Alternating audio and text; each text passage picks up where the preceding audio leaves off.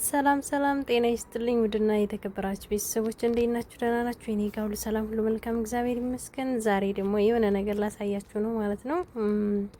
እንግዲህ ለዚህ ቻናል አዲስ የሆናችሁ ላይክ፣ ሼር፣ ሰብስክራይብ በማድረግ ቤተሰብ ይሁኑ። የደወል ምልክቱን በማጥቆር የምለቃቸው ነገር እንዲደርሰዎች ማድረግ ይችላሉ ማለት ነው። ዛሬ አዲስ ነገር፣ ይሄ ነገር ምንድነው ትላላችሁ?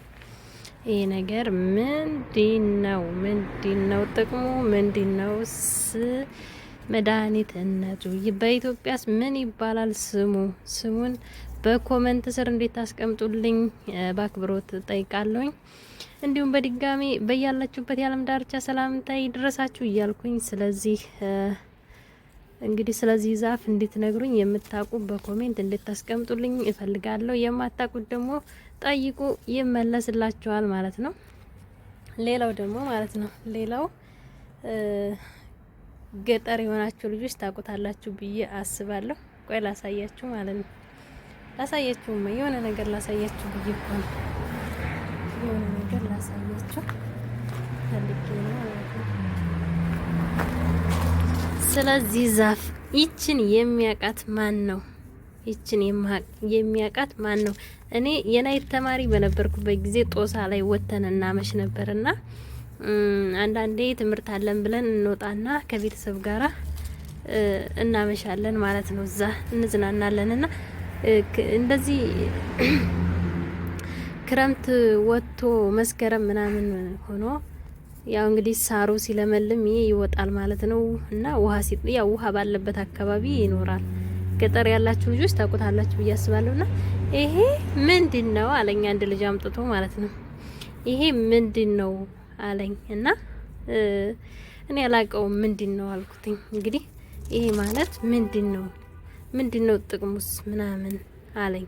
እንግዲህ እንደምታዩት ይደማል ማለት ነው። እንደ ቁልቋል አይነት ደም ይወጣዋል ማለት ነው። ይታያችሁ ከሆነ ይሄ እንደዚህ ማለት ነው። እና ይሄ ምንድነው? ከዛ ይሄ ማለት ስሙ ምንድነው አለኝ።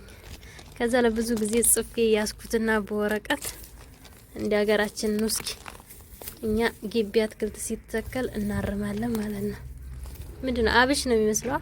እኔ እንደውም አብሽ ነበር ያልኩት። ከዛ አብሽ አይደለም። የአብሽ ዛፍ እንደዚህ ነው። ማሚ ትዘራለች ግቢ ውስጥና አውቀዋለሁ። የአብሽ ዛፍ እንደዚህ ነው ሲጀመር መጀመሪያ ሲወጣ ማለት ነው። ይሄ አሁን ምንድነው ብላችሁ ታስባላችሁ? እስኪ ምንድነው ይሄ ምንድነው?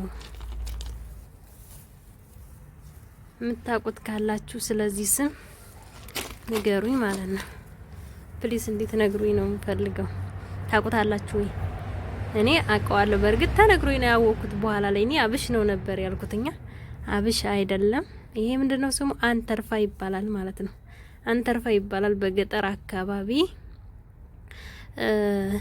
ያሉ ልጆች አጓጉል ጎረምሳ ወጣት ሲሆኑ ይሄንን አንተርፋ ያልተገረዙ ከሆኑ እንግዲህ ያው በመጠቀም እንዲገረዙ የሚያደርጋቸው ነው ብሎ ነገረኝ ማለት ነው። እውነት ነው ወይስ ልጁ ይዋሽኔ ነገረኝ ማለት?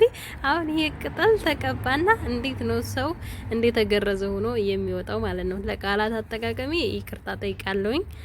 ነገር ግን የሰው ልጅ ይሄን ተቀብቶ እንዴት ነው እንደተገረዘ መሆን የሚችለው? በእርግጥ ይደማል ማለት ነው። ይደማል። ሲደማ ደግሞ እዩት እንዴት እንደሚደማ እዩ። አሁን ነጭ ነው ቁልቋል የመሰለ ይደማል። ያያችሁ ነው። እንደዚህ ነው ቁልቋል መስሎ ይደማል ማለት ነው። እና ይሄ ነገር እውነት አንተርፋ የሰው ልጅ እንደ ግርዛት ያገለግለዋል ወይ ነው የኔ ጥያቄ ብሎ ነገረኝ። እኛ ልጅ ሆነን ከብት ስናግዲ ይሄንን ያልተገረዘ ወንድ ልጅ ከሆነ ይሄን ይቀባል።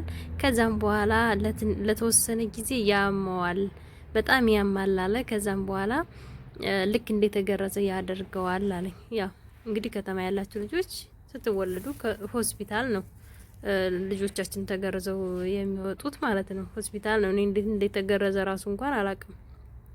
ይገረዝም አይገረዝም እኔ አላቅም። አልተገረዘም እንዴ ባቢ? አይ ዶንት ኖ ረሳሁት። ስለዚህ አሁን እንግዲህ አላቀው ተገርዘሃል አልተገረዘም ብዬ ማለት ጠይቀዋለሁ። እስኪ እናንተ እንዳትስቁ፣ እውነቴን ነው። ይሄ ደግሞ በኢትዮጵያ ምንድን ነው የሚባለው? አሽኩቲ ነው አይደል? ነው ብቻ ይባላል። እሱ ነው ማለት ነው። ዋናው ደግሞ ሌላ ነገር ላሳያችሁ የመጣሁት አሁን። ስለዚህ ስለ አንተርፋ ግን የምትነግሩኝ ያላችሁ የላችሁም? እውነት ነው የወንድ ልጅ ይህንን ተቀብቶ ብልቱ አካባቢ ላይ እንደተገረዘ ያደርገዋል ወይ ነው እንግዲህ። ያው አንቺ ደፋር ነሽ ምናምን ልትሉ ትችላላችሁ ለንግግሬ። አይ ዶንት ኬር። እውነታው ይሄ ስለሆነ ነው የሰማሁት። ይሄ ቅጠል ደግሞ ማለት ነው ለማታውቁት፣ አሁን ይሄ ቅጠል እንደ ሻይ ነው፣ እንደ ሻይ በስማም ሽታው ሲጥም ስጠጡትም በጣም ነው የሚጣፍጠው። ይሄ ማለት ነው። ይሄን አሁን ምን አደርጋለሁኝ?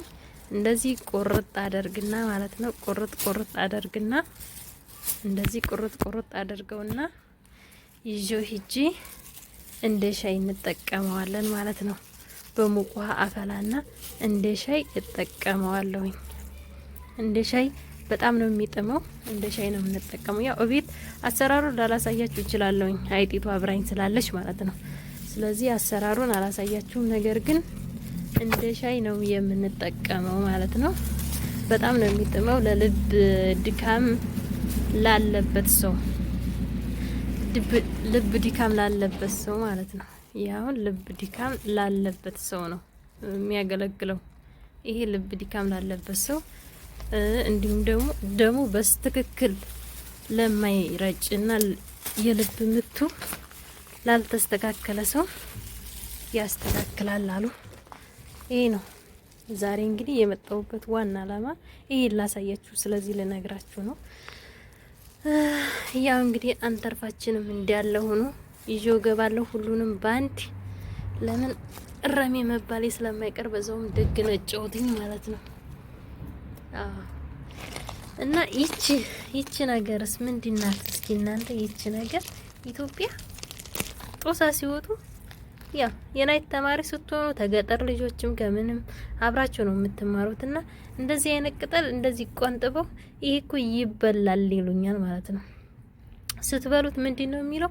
ጨው ነው የሚለው። ያው ለክፉም አይሰጥም። እኔም በልቻለሁ።